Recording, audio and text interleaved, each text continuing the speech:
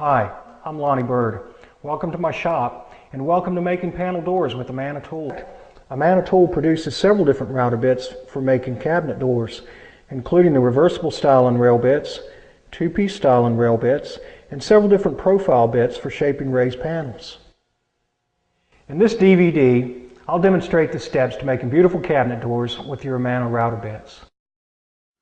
All doors consist of a framework surrounding a panel. The vertical members of the framework are called stiles. The horizontal members, called rails, are fit in between the stiles.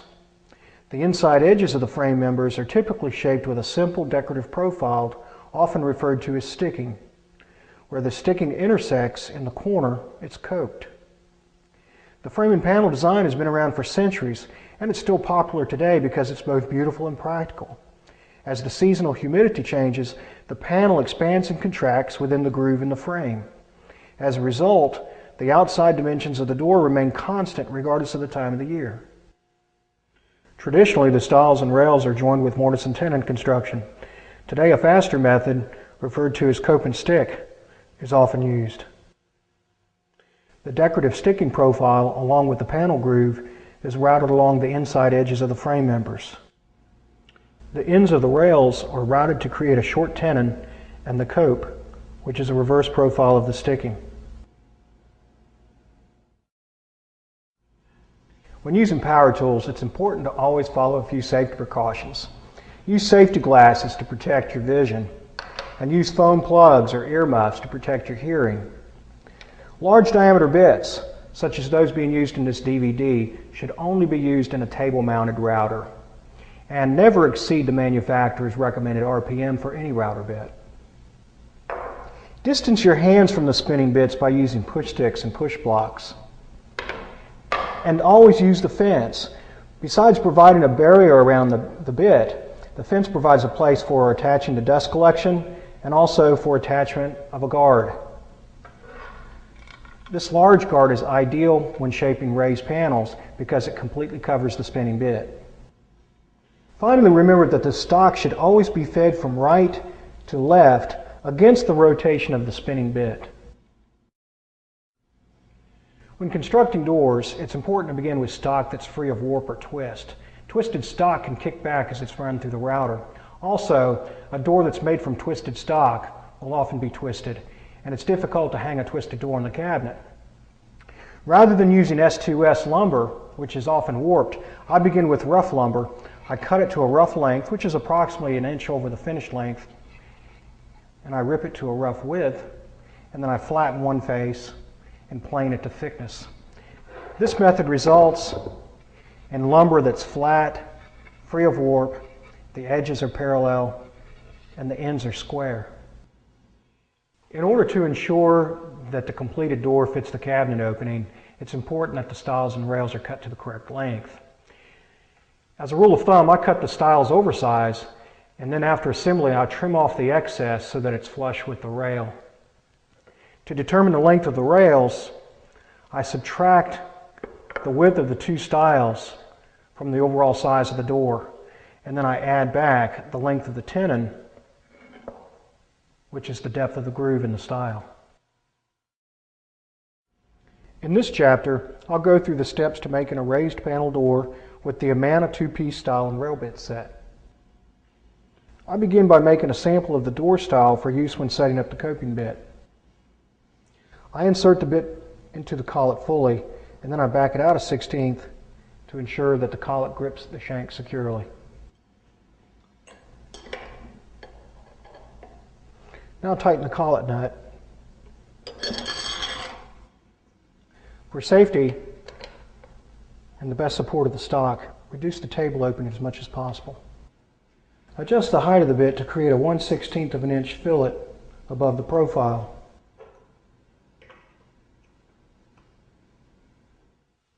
Now slide the fence into position around the router bit. For the final pass, we'll want the fence tangent to the guide bearing. However, for the first pass, let's lighten the cut for a smoother surface. Now lock the fence in place and slide a guard in position in front of the router bit.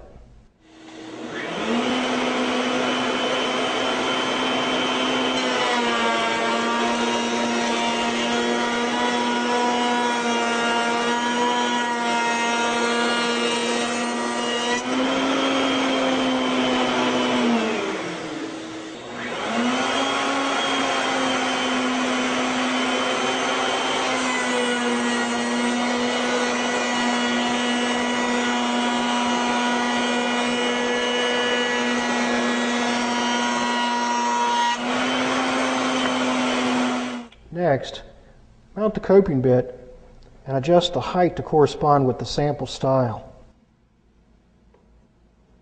Position the fence tangent to the guide bearing and lock it in place. Also, make sure that the fence is parallel to the miter gauge slot.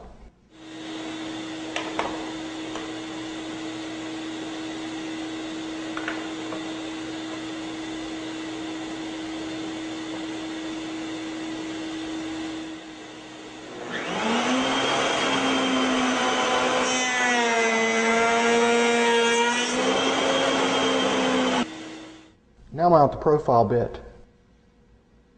Adjust the height of the bit to match the sample that you made previously.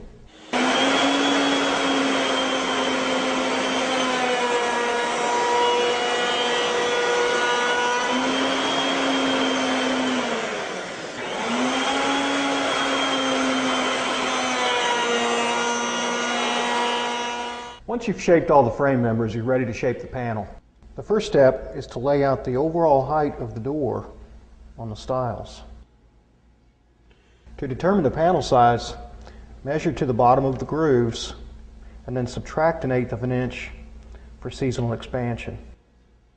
Door panels are typically made of solid wood, and the edges of the panel are beveled to create a raised field. The panel can be 5/8 to 3/4 of an inch thick, and the edges of the panel are 1/4 inch to fit within the frame groove. Begin by locking the panel bit securely within the router. Now adjust the height of the bit to create a 1/16 fillet along the edge of the field. For the greatest stock support, create a zero clearance fence opening.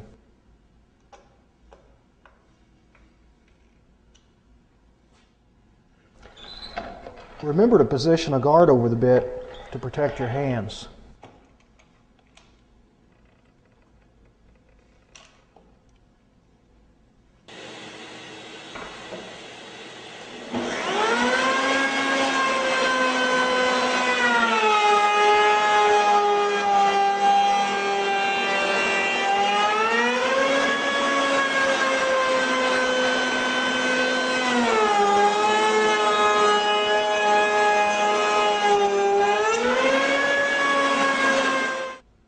For the final pass, position the fence tangent to the guide bearing.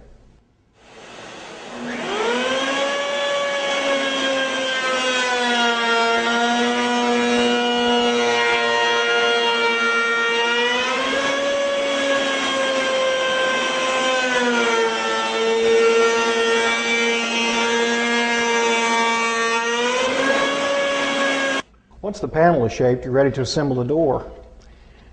Begin by positioning the panel into one of the stiles, and then put the rails in place.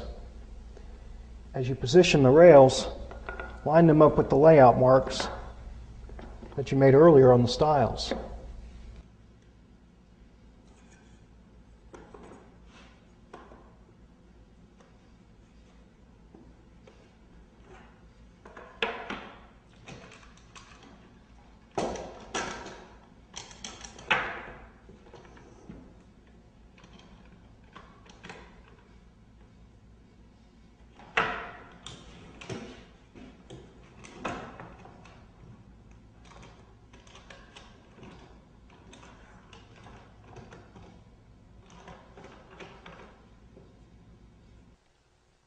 To complete the door, trim the stiles flush with the edges of the rails. For this DVD, we're using the Amana tool 2-piece stile and rail set number 55420, as well as the OG raised panel with the back cutter, Amana tool number 54221.